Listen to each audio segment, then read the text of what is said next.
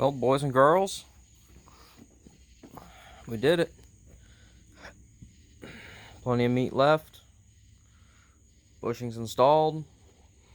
Looks to be about maybe one or two of these thick.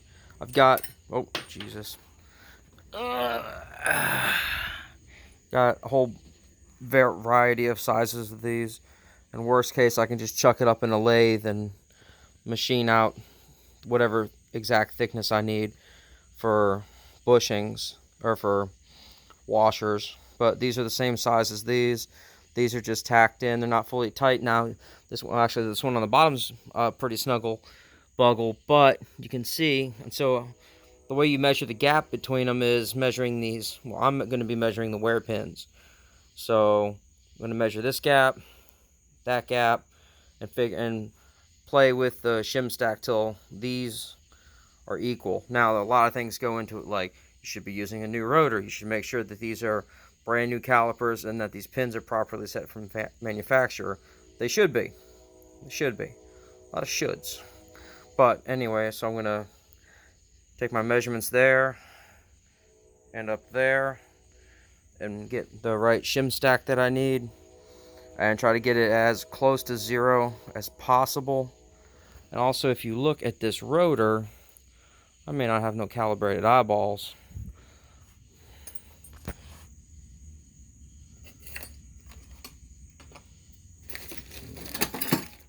but do have calibrated Brown and Sharp calipers. Now this is sitting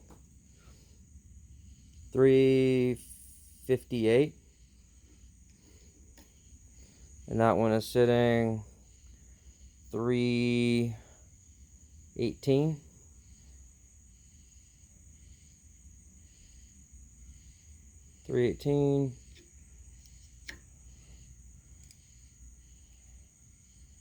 Let's running a little 358. So about 4/10 of a thousand, tenths, hundreds, 400 thousandths. Yeah, point. Second place, tenths, hundredths. So yeah, 400 thousandths difference. I don't know if that's normal. As far as I know, these were OEM rotors. I could be mistaken. It is entirely possible. I was looking, because you know manufacturers tend to put part number, and as far as I can tell, I mean, rotors are supposed to be 30 mils thick. These are made in 5/23 of 17. I don't know if that's an OEM part number. I haven't actually Googled it, mainly because I didn't care, because these are 30, so the discard thickness would be 28. We're at 1, 2, 1, 2, 6, 4, 1.264, 1.264. I don't know. I can't math. I'll math it and put it in the comments. 1.264. I won't remember that. But yeah, fucking calipers bolted on, boys and girls. Fucking Evo X rotor, VR4 knuckle. One of the guys that was in the comments was telling me that you could actually use like the 4-piston Brembo Viper calipers on SL knuckles, which, if that's the case, then this is probably way wonky off, but you never know. So I wish that dude luck, because that'd be super cool to be able to bring that kind of stuff to the market. You know, variety of big brake kits depending on what you need. And again, man, this is about innovation of the platform. Like, I'm not going to gate guard anything. I'm not going to keep secret squirrel shit. If you want to know the exact size of those bushings, I'll give them to you. I don't care. You know, these calipers are still available on Rock Auto. I'm not going to be like, oh, a secret caliper, because it's stupid. You know, with that kind of mentality, you end up killing the platform, because you hoard this knowledge and all this other shit. And you know, people walk in going, hey man, what's up with this? And you're like, fuck you, newbie. That's not the way it should be, man. We should help each other out, especially with one of the coolest platforms ever created, the the Mitsubishi 3000 GT and its, I think, sexy sister, the Dodge Stealth. But I got to thank for those sail panels on the Stealth RTTTs. They're super duper sexy. I love them. Absolutely love them. But anyway, there you go. There you have it. Everything's bolted up. I ended up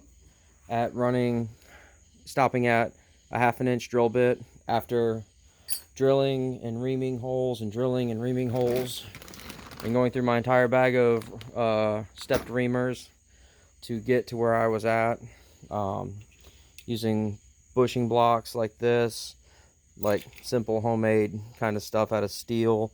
They got a 1/2 inch hole in them, and then you put your bushing in there like that, and then you drill up using like this one. This one's a assortment of bushings.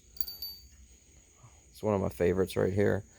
But yeah, that's what you do. You just put that in. You put your little guy in there like that, and then you give it the old woo woo woo wango tango, man, and you're good to go. However, I think this Ryobi's on its way out. It's really hot, and when I kept grabbing it and I kept backing it off and running it back in, I started throwing pieces of internals out at me.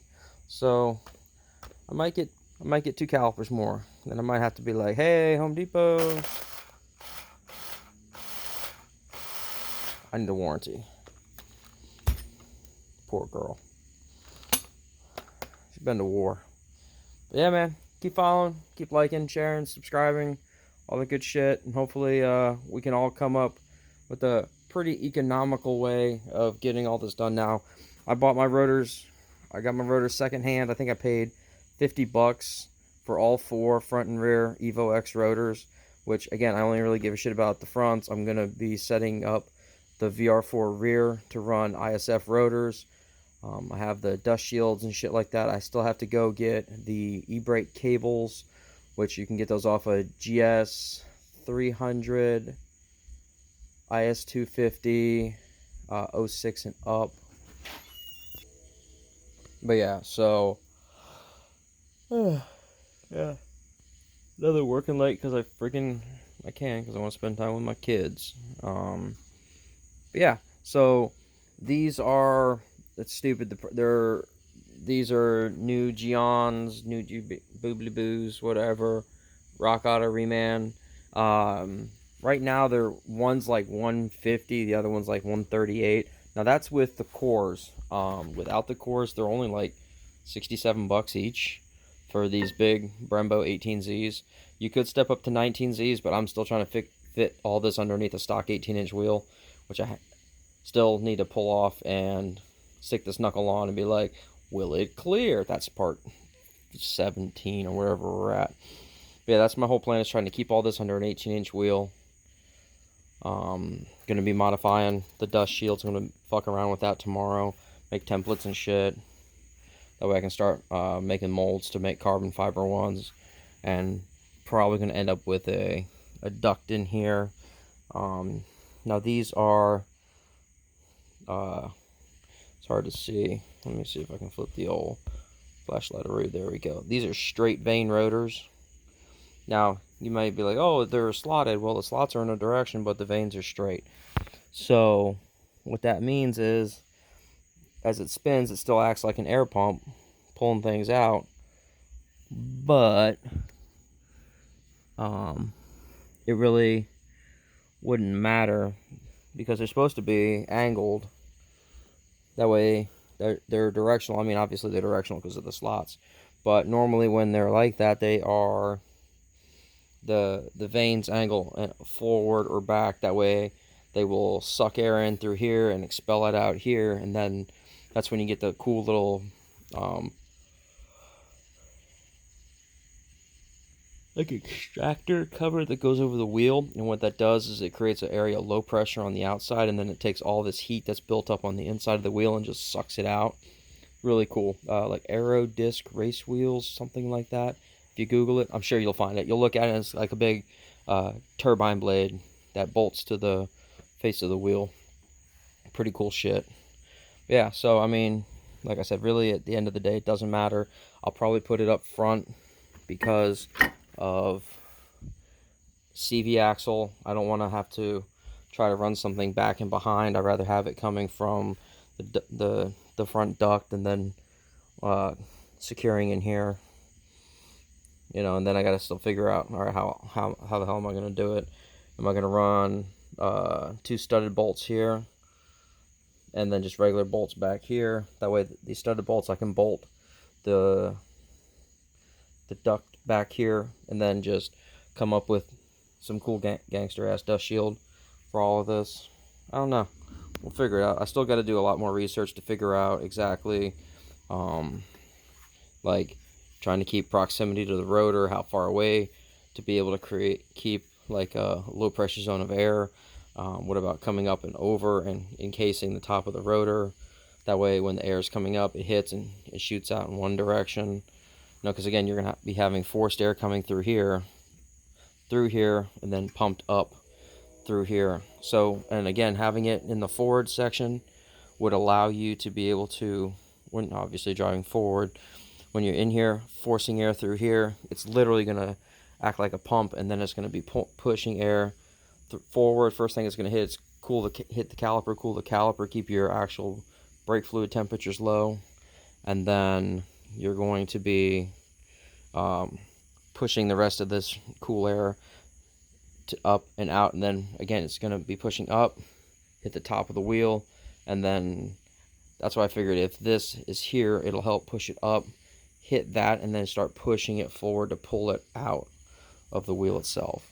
But then again, like I said, I might be looking into those aero race discs to be able to help finish extracting the heat out the rest of the way on the sides, just to do maximum cooling, because when this is all said and done, the car is going to be 3,900 pounds easily, with the all-wheel drive swap in the rear, big turbos, trying to run a lighter single exit exhaust. I still like my duals though, but yeah, 39 to 4,000 pounds, not counting my fat ass sitting in it. So brakes are going to need all the help they can get.